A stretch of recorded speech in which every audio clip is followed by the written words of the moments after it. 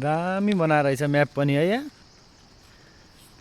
श्री घट्टे डाँडा आधारभूत विद्यालय मेललेख 5 अछामले अहिलेसम्म कतिवटा डाक्टर, पाइलट, इन्जिनियर, नर्सहरू उत्पादन गरिसकेको होला। यो स्कुलले 51 वर्ष पुरानो यो श्री घट्टे डाँडा आधारभूत विद्यालय मेललेख 5 अछामले अहिलेसम्म डाक्टर, इन्जिनियर, नर्सहरू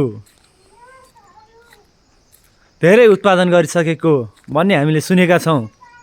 51 वर्षमा यो विद्यालयले 20,000 भन्दा बढी विद्यार्थीलाई शिक्षा दिइसकेको भन्ने हामीले खबर पाएका छौँ। यहाँका समाचारदाता सरिता खड्काबाट हामीले यहाँको विद्यालयको बारेमा पूर्ण जानकारी लिइसकेका छौँ। यहाँ सुधार्नुपर्ने केही कुराहरू छ भने उहाँसँग सोधेर हामी यही भिडियो मार्फत सार्वजनिक गर्ने नै छौँ। सबैभन्दा यो डाँडा रहेछ यहाँको चर्चित डाँडा, सगरमाथा जस्तो चुचुरो भएको डाँडा, यस्तो रमणीय डाँडा।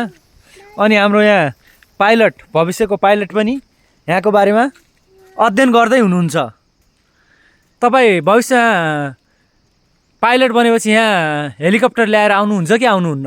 एरोप्लेन त आउनुहुन्छ? ए त्यही त, प्लेन त अलि सम्भव नहोला, एरोप्लेन, हेलिकप्टर ल्याएर यो ग्राउन्डमा आउनुहुन्छ नि? अनि के गर्नुहुन्छ यो स्कुलको लागि भनिदिनुहोस्। ए हजुर, पाइलट बनेपछि हेलिकप्टर ल्याएर यहाँ मामाको घरमा आउनुहुन्छ? ए सानो सानो बाबु नानीहरूलाई पढाउनुहुन्छ त? अनि तपाईँले पछि हाम्रो भविष्यमा हुने पढाउनुहुन्छ? ए अनि हजुर पाइलट नै बन्नुहुन्छ नि? ए ल ल ल ल